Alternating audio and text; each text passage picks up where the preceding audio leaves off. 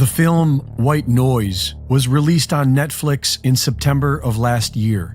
It's about a train crashing, exploding, and burning toxic chemicals off into the atmosphere, creating a major health hazard for miles around, reflecting what just happened a few weeks ago in Ohio. White Noise was even filmed in the same area, just a few miles from Ground Zero in East Palestine.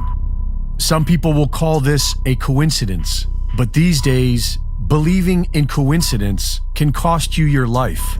And there is more. Just 3 months before the train wreck, the city of East Palestine began adopting the MyID digital bracelet system into their local emergency services.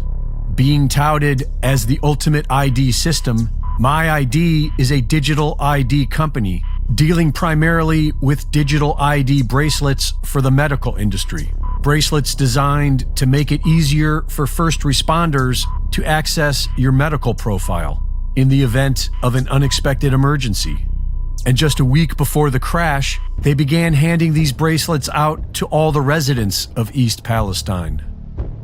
Also, 2 weeks before the crash, the CDC updated their page on vinyl chloride, removing their section on how it affects children and raising the safe exposure threshold. Neil Donald Walsh wrote, "There are no coincidences in the universe, only convergences of will, intent, and experience." Not only does the Ohio train crash appear to be a deliberate attack, it appears to potentially be a very deadly attack. 3 days after the train wreck, authorities called for a controlled release burn.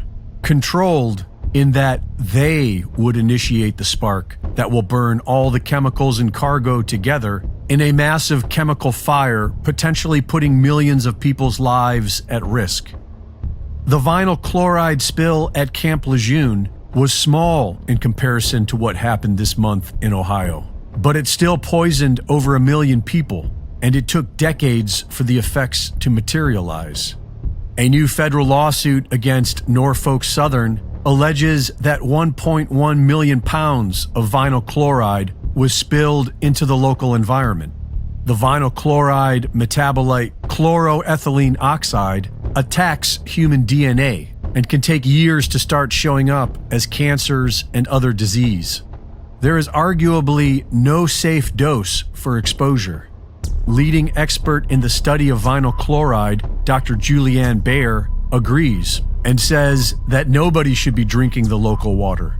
According to Dr. Baer, vinyl chloride gets transported into homes via the groundwater. She says it comes out of the water into the air, and that's really the major route of toxicity for the liver. It comes through the air. While some argue that burning it resolved these issues, that seems to be false. Dioxins are the deadly toxins behind Agent Orange and DDT. They are generated when chlorinated chemicals, like vinyl chloride, burn.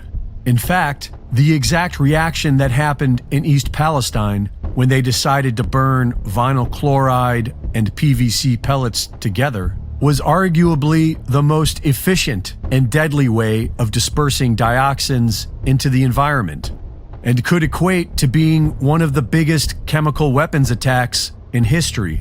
Some are saying that tens of millions of lives could now be at risk, and that number will keep growing so long as humanity dismisses these attacks as coincidence and continues to do nothing.